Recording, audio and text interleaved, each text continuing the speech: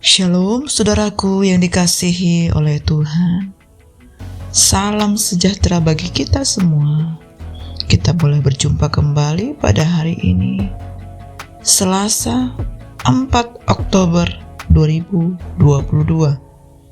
Saudaraku, kiranya kasih karunia Allah menyertai kita semua, dimanapun saat ini kita berada. Saudara-saudaraku, kita bersyukur jika hari ini kita boleh kembali diberi kesempatan untuk dapat melakukan bagian hidup kita dengan benar sesuai dengan firman Tuhan. Nah, saudaraku yang dikasihi oleh Tuhan, mari kita bersama-sama masuk lebih lagi dalam hadirat Tuhan. Kita boleh bersekutu dengan Tuhan. Kita berdoa dan kita bersama-sama merendahkan diri. Bapa kami yang di surga, dikuduskanlah namamu, datanglah kerajaanmu, dan jadilah kehendak-mu di dalam hidup kami seperti di surga. Kami bersyukur pada hari ini Bapa, Engkau masih memberikan kami kesehatan, kekuatan, bahkan gairah untuk dapat memulai aktivitas kami sepanjang hari ini. Tuhan, Engkau menguduskan kami, Engkau memberikan kami pengertian tentang firman-Mu. Ajar kami Tuhan, sehingga hati kami adalah hati yang taat sepenuhnya kepada kebenaran firman-Mu. Kami bersyukur karena Engkau yang menyadarkan, mengingat, menuntun kami menjadi pelaku firman Tuhan. Terima kasih Bapa, hanya di dalam nama Tuhan Yesus kami berdoa. Amin. Nah, saudara-saudaraku yang dikasihi oleh Tuhan, kita bersyukur kepada Tuhan kalau saat ini kita boleh mendengar firman Tuhan yang berjudul Belajar Mendengar. Firman Tuhan ini tertulis di dalam Amsal 1. Saya mengajak saudara-saudaraku untuk dapat membaca firman Tuhan ini. Amsal 1. Tujuan Amsal ini: Amsal-amsal Salomo bin Daud, Raja Israel, untuk mengetahui hikmat dan didikan, untuk mengerti kata-kata yang bermakna, untuk menerima didikan yang menjadikan pandai, serta kebenaran, keadilan, dan kejujuran, untuk memberikan kecerdasan kepada orang yang tak berpengalaman, serta kebijaksanaan kepada orang muda. Baiklah orang bijak mendengar dan menambah ilmu, dan baiklah orang yang berpengertian memperoleh bahan pertimbangan. Untuk mengerti amsal dan ibarat, perkataan dan teka-teki orang bijak. Takut akan Tuhan adalah permulaan pengetahuan, tetapi orang bodoh menghina hikmat dan didikan. Nasihat dan peringatan. Hai anakku, dengarkanlah didikan ayahmu, dan jangan menyia-nyiakan ajaran ibumu, sebab karangan bunga yang indah itu bagi kepalamu, dan suatu kalung bagi lehermu. Nasihat hikmat. Hikmat berseru, menyaring di jalan-jalan, di lapangan-lapangan ia memperdengarkan suaranya. Di atas tembok-tembok ia berseru-seru, di depan pintu-pintu gerbang kota ia mengucapkan kata-katanya. Berpalinglah kamu kepada teguranku. Sesungguhnya aku hendak mencurahkan isi hatiku kepadamu dan memberitahukan perkataanku kepadamu. Oleh karena mereka benci kepada pengetahuan dan tidak memilih takut akan Tuhan, tidak mau menerima nasihatku, tetapi menolak segala teguranku. Tetapi siapa mendengarkan aku, ia akan tinggal dengan aman, terlindung daripada kedahsyatan malapetaka. Amin. Nah, saudaraku yang dikasihi Tuhan, Amsal pada hari ini mengingatkan akan pentingnya mendengarkan didikan hikmat, khususnya hikmat dari Tuhan yang memberi kebijaksanaan. Hal seperti ini adalah permintaan Salomo ketika ia hendak dinobatkan menjadi raja. Maka berikanlah kepada hamba-Mu ini hati yang faham menimbang perkara.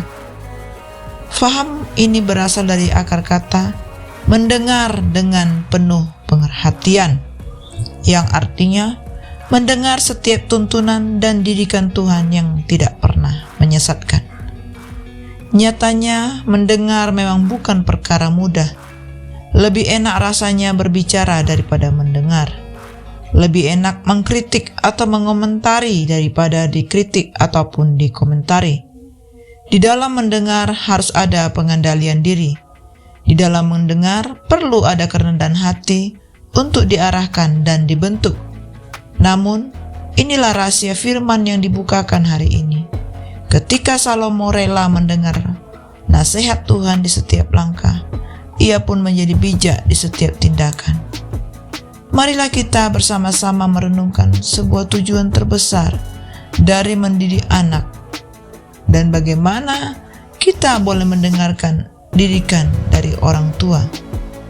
Bagi setiap seorang muda, kita melihat Kristus dan boleh menyatakan pribadi kita berpusat kepada Kristus. Pondasi dari merenungkan firman Tuhan ataupun Amsal ini adalah takut akan Tuhan. Maka dari itu, rasa takut dan gentar terhadap Allah merupakan kehidupan yang benar. Kehidupan yang akan terus diperbaharui dan hidup bagi kemuliaan Allah saja. Saudaraku, mari kita bersama-sama merenungkan apa itu mendengar. Didikan yang selama ini diajar kepada kita melalui firman Tuhan. Lalu bagaimana didikan dapat hadir dan menjadi suatu yang sangat penting bagi kehidupan kita? Tentunya setiap perenungan kita akan berpusat kepada Kristus yang telah disalibkan. Sebab Tuhanlah pondasi kita, tempat di mana kita dapat berdiri dan berani dengan kuat melawan setiap kebodohan yang ada. Hikmat dunia membawa kita semakin jauh dari Allah. Saudaraku, inilah masalah terbesar manusia. Dosa yang memperbudak keakuan dan kesombongan, di mana setiap pengertian yang ada di dalam diri manusia bahwa dunia saat inilah tujuan hidup. Didikan yang berpusat kepada Allah selalu membawa manusia yang tersesat sejak dalam kandungan untuk kembali kepada Allah, mengenal Allah dan taat kepada Allah. Sehingga mendengar didikan bukan hanya ditujukan kepada seorang anak secara buta dan tidak memperhatikan apakah itu berpusat kepada Kristus atau tidak. Hal ini juga ditujukan kepada orang-orang dewasa yang sudah menikah dan memiliki seorang anak. Saudaraku, semakin kita dewasa, kita harus bertanggung jawab atas apa yang kita sudah dengar. Dan kita boleh memiliki Kristus dan menjadi milik Kristus. Saudara haruslah seseorang yang terdidik untuk semakin hari semakin cinta kepada Tuhan. Dan bagaimana kehidupan kita menjadi wadah untuk menyembah Tuhan dan semakin mengenal Tuhan. Inilah esensi dari pendidikan. Dimulai dari sebuah keluarga, anak-anak mendengarkan didikan ayah dan ibu, cinta kepada Tuhan. Dan juga sebaliknya, anak-anak kembali kepada orang tua. Karena kehidupan di dalam mendengar firman Tuhan, kita boleh menggali satu pondasi yang kuat. Seorang muda yang belajar mengenal Kristus dan seorang tua yang belajar terus tunduk kepada Kristus dan hidup bagi Kristus. Untuk membawa orang-orang muda kepada Kristus adalah kebutuhan yang mendesak di zaman ini, di mana manusia haruslah terus dibawa untuk semakin mengenal Yesus dan hidup bagi Yesus. Karena kita diciptakan untuk mengerti apa itu didikan.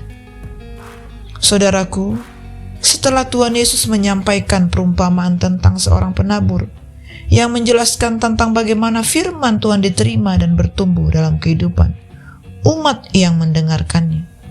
Kemudian Tuhan mengingatkan kembali agar mereka memperhatikan dengan sungguh cara mendengar ataupun belajar untuk paham.